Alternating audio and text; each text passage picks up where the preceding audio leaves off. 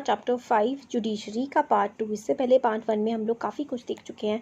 Judiciary का role क्या होता है, डिस्प्यूट रिजोल्यूशन, जुडिशियल रिव्यू, ये सारा का सारा चीज़ें हम लोग देख चुके हैं। अब इस वाली वीडियो में जो है हम लोग देखेंगे ये what are different branches of legal system. तो जो हमारा लीगल सिस्टम है उसकी डिफरेंट ब्रांचेस कौन कौन सी हैं। तो देखिए, इससे पहले वीडियो में हम लोगों ने देखा था कि ना डाउरी डेथ्स है।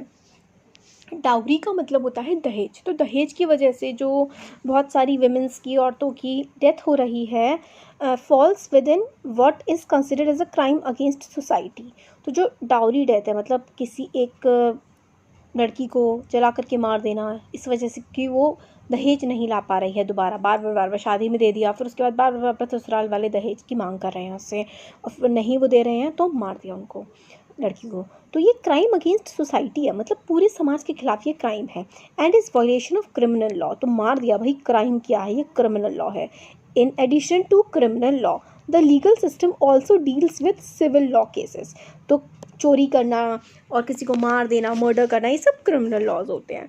और कुछ होते हैं सिविल लॉज।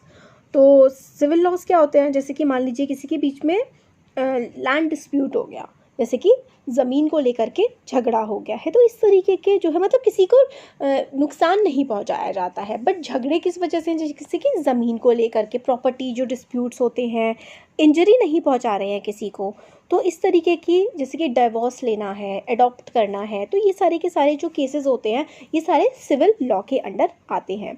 तो in addition to criminal law the legal system also deals with civil law. तो जुडिशरी क्रिमिनल लॉज का भी में भी डील करती है और सिविल लॉ में भी डील करती है।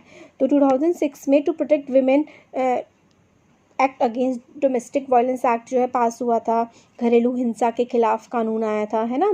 तो ये भी एक सिविल एक्ट था। तो सिविल और क्रिमिनल लॉ के बीच में क्या क्या डिफरेंस होता है ये हम लोगों को बताया हुआ है।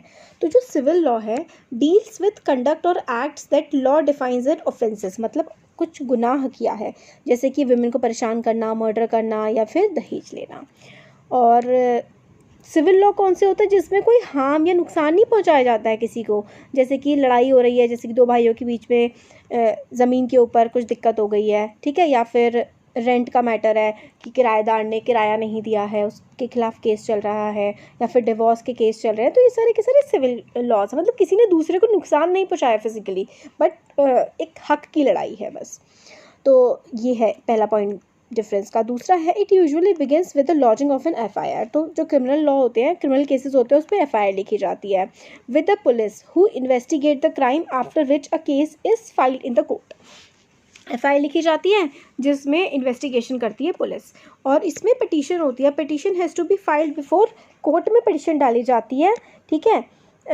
मतलब इसमें एफआईआर नहीं होती है, कोर्ट में पिटीशन डाली जाती है, और क्रिमिनल लॉ में एफआईआर लिखाई जाती है पुलिस स्टेशन में जा करके। नेक्स्ट है इफ़ फाउंड